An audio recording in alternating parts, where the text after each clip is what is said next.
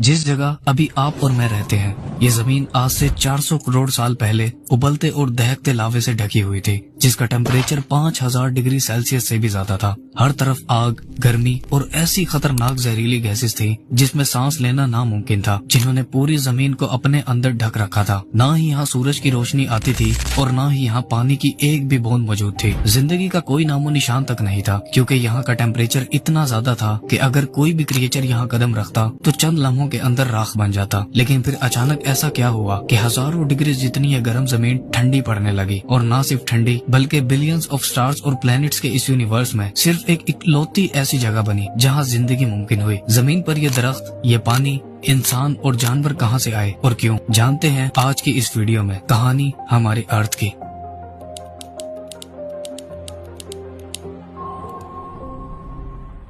आज से करीब 6.5 बिलियन साल पहले हमारी स्पेस में एक डस्ट और गैसेस से बने क्लाउड और एक स्टार के अलावा और कुछ भी नहीं था। पूरी स्पेस एकदम खाली और खामोश थी। साइंटिस्ट ने इस गैसेस के क्लाउड को सोलर नेबुला का नाम दिया है। ये क्लाउड मेनली हाइड्रोजन और हीलियम गैसेस से बना हुआ था, जो यूनिवर्स में सबसे ज्यादा पाए जाने वाले एलिमेंट्स में से हैं। इसी क्लाउड में और भी कुछ एलिमेंट्स मौजूद थे, जैसे ऑक्सीजन, कार्बन, नाइट्रोजन और सिलिकॉन, जिनसे हमारे सोलर सिस्टम के ज्यादातर प्लैनेट्स बने हैं। ये बादल करोड़ों सालों तक ऐसे ही स्पेस की खामोशी में 100 लाइट ईयर्स तक फैला हुआ था। यानी लाइट को इसके स्टार्टिंग पॉइंट से एंडिंग पॉइंट तक पहुंचने में पूरे 100 साल लग जाते। लेकिन एक दिन इसके पास मौजूद उस स्टार में, जिसका हमने अभी जिक्र किया, एक बहुत बड़ा धमाका हुआ, जिसे साइंटिस्ट सुपरनोवा एक्सप्लोजन कहते हैं। ये धमाका इतना ज्यादा भयानक और इंटेंस था कि इसके फटने से उस क्लाउड के अंदर की सारी गैसेस, डस्ट और सारे एलिमेंट्स बड़ी ही तेजी से कंप्रेस होने लगे, जिसके नतीजे में ये अपने सेंटर की तरफ कोलैप्स होने लगा। इस कंप्रेशन के दौरान ये क्लाउड बड़ी ही तेजी से घूमने लगा। जैसे जैसे ये कंप्रेस होता गया, वैसे वैसे ये एक रोटेटिंग डिस्क में बदलता गया। इस प्रोसेस को सोलर नेबुला हाइपोथेसिस कहते हैं। इस रोटेटिंग डिस्क के सेंटर में एक न्यूक्लियर फिजन रिएक्शन होने लगा, जिसका टेम्परेचर 15 मिलियन डिग्री